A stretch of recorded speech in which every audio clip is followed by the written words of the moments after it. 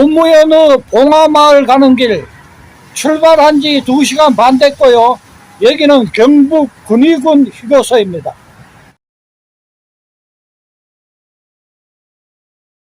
봉화로 다시 돌아오던 날이 떠오릅니다.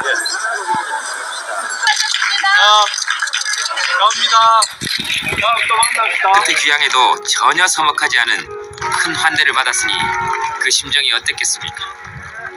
제가 오늘 딱 말 놓고 하고 싶은 얘기 한번 하겠습니다. 야, 기분 좋다!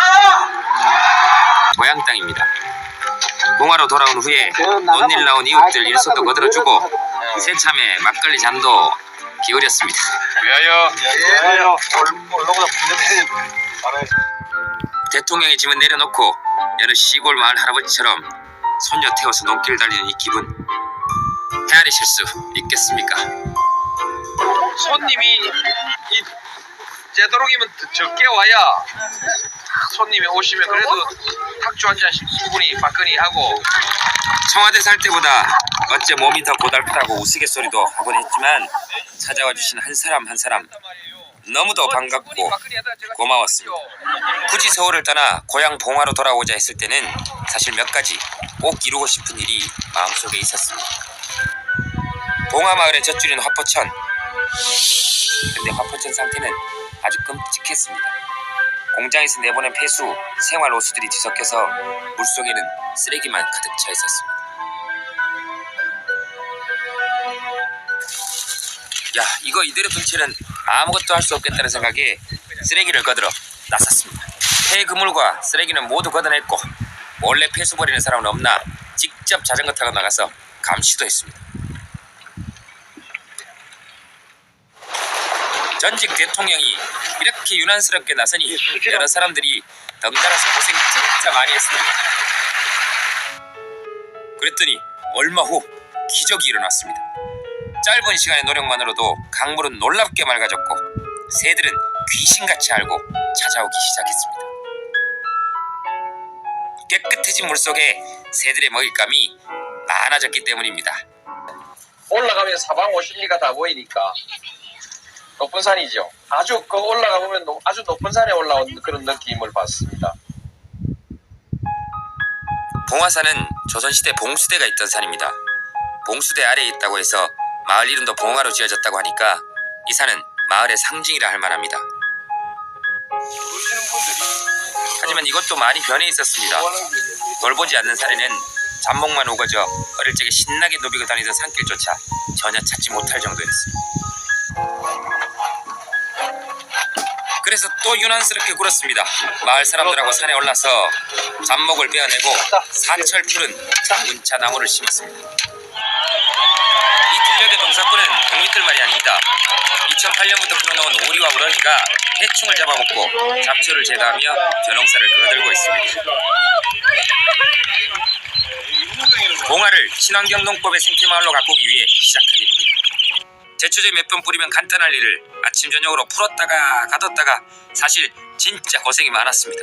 그래도 고집스럽게 밀어붙였습니다. 다행히 주민들도 결국엔 뜻을 따라 주셨습니다. 각지에서 온 자원봉사자들이 일손을 거들어준 것도 큰 힘이 됐습니다.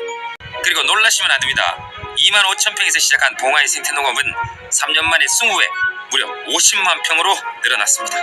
인근 마을에서도 속속 참여하기 시작했습니다. 지금은 마을 안에 방앗간도 크게 짓고 조금의 농약도 사용하지 못하게 철저한 품질 관리를 하고 있으니 믿고 드셔도 됩니다.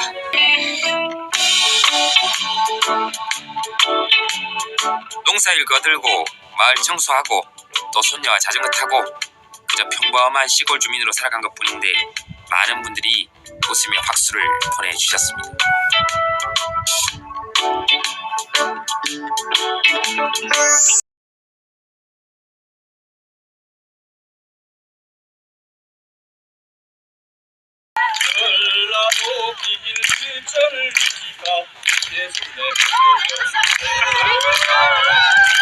정말 즐거웠습니다.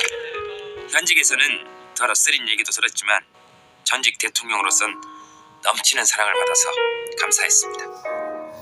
남은 시간 동안 작은 마을 봉화를 가꾸는 좋은 시민으로 살고 싶었습니다. 그럴 자신도 있었습니다.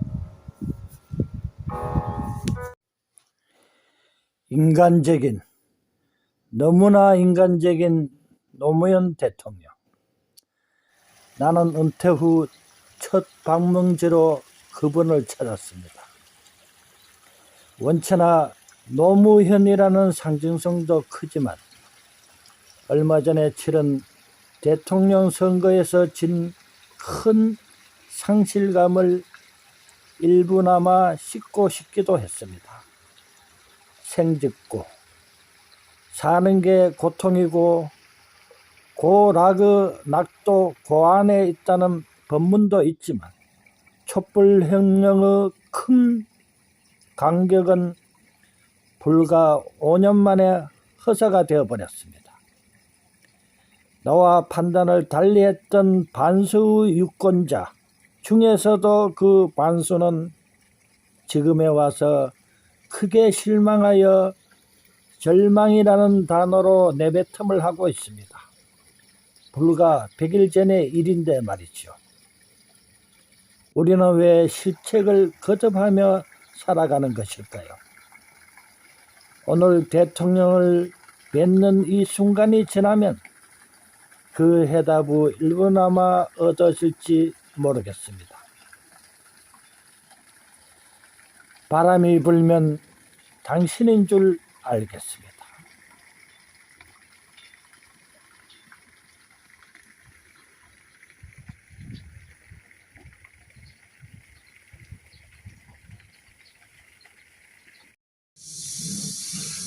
평화롭기만 한 봉화마을에 앉아 있으니까는 망감이 교차됩니다. 한가로운 중에서도 아마 음악회 준비를 하는 모양이는데요. 공사하는 소리가 요란하네요.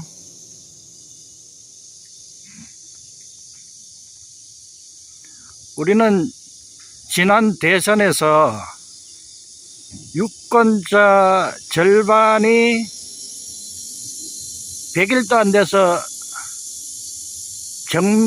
절망할 수밖에 없는 선택을 했더랬습니다.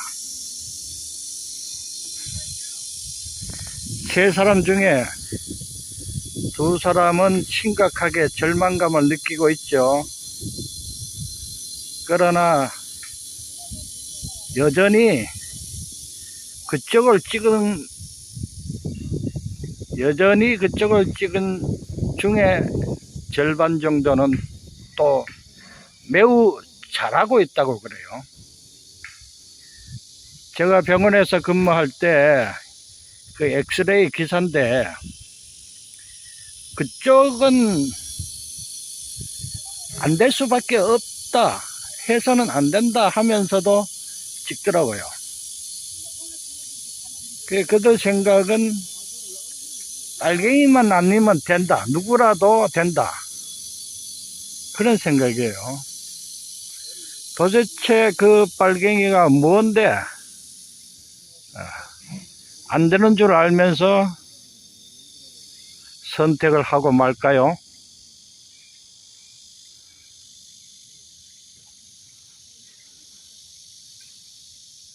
이 봉화마을에 앉아서 곰곰이 우리의 현실을 되씹어 봅니다.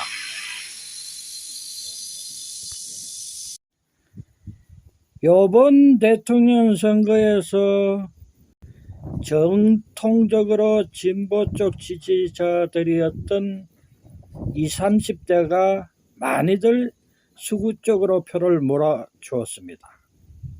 그리고 그들이 제일 빨리 실망하기 시작하였습니다. 이준석 스스로가 양의 머리를 걸어놓고 개고기 팔았다고 실토했는데 우리 사회를 메고 갈 20, 30대가 그렇게 쉽게 쏘갔단 말입니까? 왜 많은 가난한 사람들이 부자들을 위해서 투표를 하지요? 이런 일화가 있습니다.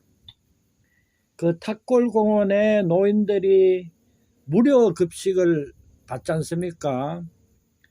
그래서 식판 하나씩 들고 줄을 길게 서서 야 밀지 마, 왜 옆구리 찔러 어쩌고 저쩌고 하면서 그들 대화가 야, 이 윤통이 이런 잘해. 요번에 강남에 부자들 세금을 엄청나게 깎아줬다네. 이러니까는 또 딴 노인이 그러게 이런 잘해. 이랬다는군요. 제가 그 아파트 경비할 때 청소 노동자인 노인이 부당하다고 막 불만이 많길래 그러면은 노동조합을 설립해야 된다. 그래서 자기 그 권익을 보호해야 한다. 이러니까는 아주 그 불순하게 생각하더라고요.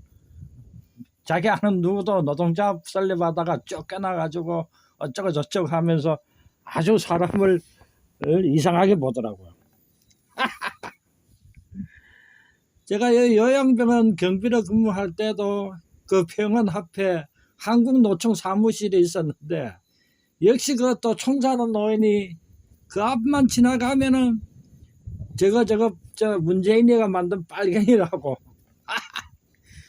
아이 저 한국노총 그러면은 우리나라 해방 이후의 역사와 거의 같이 가는데 그거 문재인이 만들었다고 요걸 해제는데 그 사람이 그런 보호를 받아야 할 노동조합의 보호를 받아야 할 노동자지요.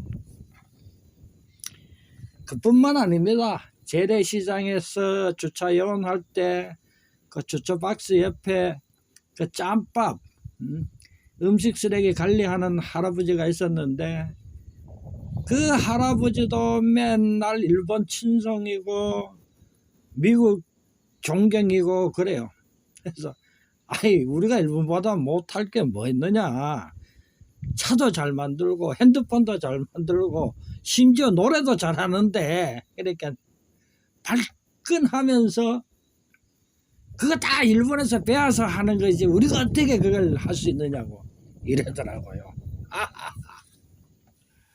그리고 또 경비하는 노인은 재래시장 잘 안 되는 게 문재인이가 최저임금 올려서 그렇고 주 50시간 그 정책을 펴서 그렇다고. 그 재래시장에는 그 당시에 300인 이상 주 50시간 적용 대상이니까는 300인을 종업원을 갖고 있는 가게가 없어요. 그런데 그게 다 문재인이 탓이고 최저임금은 올려주면 일단 자기가 좋지 않습니까? 자기가 봉급을 주는 입장이 아니고 받는 입장이니까 말이죠. 그리고 그뿐도 아니에요. 시장을 이렇게 돌아다니면은 뭐 찻집이고 식당이고 노인네들끼리 모여가지고 문재인이가 쌀을 뭐 100만 톤을 북한에 퍼줬니 그 100만 톤 그 퍼주자면은 온 화물차 전국에 있는 화물차 다 동원돼 가지고 몇 달간 퍼져야 되거든요. 그거 뉴스에 그런 뉴스 나온 적이 없잖아요. 그래도 그랬다는 거예요 무조건. 그리고 우리나라 국민연금 2조 원 빼가지고 북한에 갖다 보냈다는 동 그래요. 왜 그럴까요? 레드 콤플렉스일까요? 전쟁 트라우마라고 한다면은 6.25를 그나마 목격한 나이가 되자면은 지금 80이 훨씬 넘어야 됩니다. 그런데 그보다 더 젊은 사람들은 왜 그럴까요? 몰라서 그럴까요? 잘못 알아서 그럴까요? 이승만 때 남북이 갈라졌습니다. 박정희 때 또 동서가 갈라졌지요. 요번 선거에서 확연하게 세대 간이 갈라졌고 남녀 간이 또 갈라졌습니다. 우리는 이 깊은 상처를 치유할 수나 있을까요? 노인들이야 어쩔 수 없습니다. 그분들이 바뀔 가능성은 아주 희박하니까요. 그런데 무엇보다도 민주당이 힘을 다해 선거에 임했느냐 하는 것인데요. 저는 대선이고 지선이고 간에 이쪽보다 저쪽 선거 촬영과 선거운동을 훨씬 많이 봤습니다. 시민언론 더 탐사 보도에도 선거 참관인 배치조차도 이쪽이 훨씬 부실했다는 이야기인데요. 노무현 대통령은 문재인 대통령과 함께 뛰어난 민주투사이지만은 특히 노무현 대통령은 운동권에서조차 비주류였습니다. 왕따 당한 것이죠. 이유는 고졸이라는 거 그거 하나인데요. 그러니 이재명 후보야 오죽하겠습니까? 고졸도 중졸도 아닌 검정고시 출신인데요. 이 천박하기 짝이 없는 선민 근성이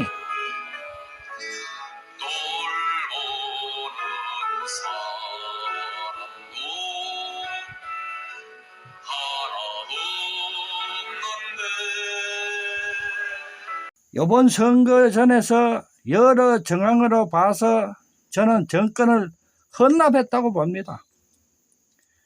문재인 대통령이야 확고한 원래 원칙을 지키시는 분이니 설사 좀 아쉬운 부분이 있다 하더라도 그분의 의지는 존중해 줘야 합니다. 그러나 희망에서 절망으로 뒤바뀐 이 현상에 책임 있는 정치인에 대해 국민의 한 사람으로 안타까울 수밖에 없습니다.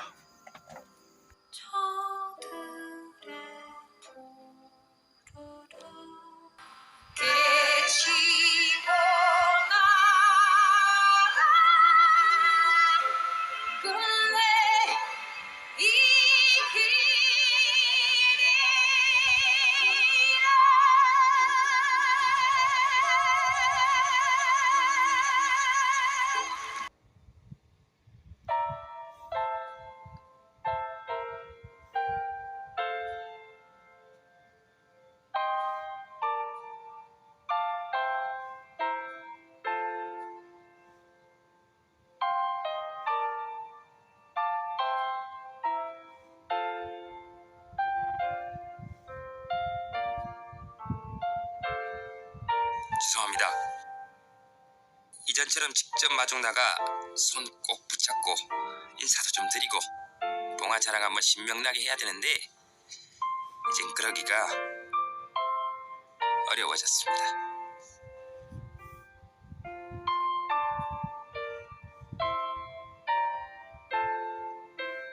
아쉽습니다. 봉화에 미처 다 하지 못하고 남긴 많은 일들이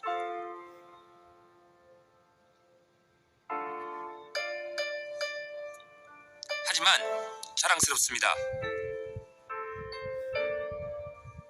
봉화마을에는 수많은 시민들이 바보 노무현을 기억하며 마음을 새긴 글귀들이 있습니다.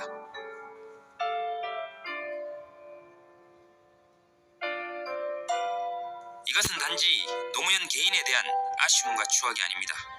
글귀 하나하나에는 더 좋은 나라, 더 좋은 민주주의의 세상을 꿈꾸는 모든 분들의 소망이 오롯이 담겨 있습니다.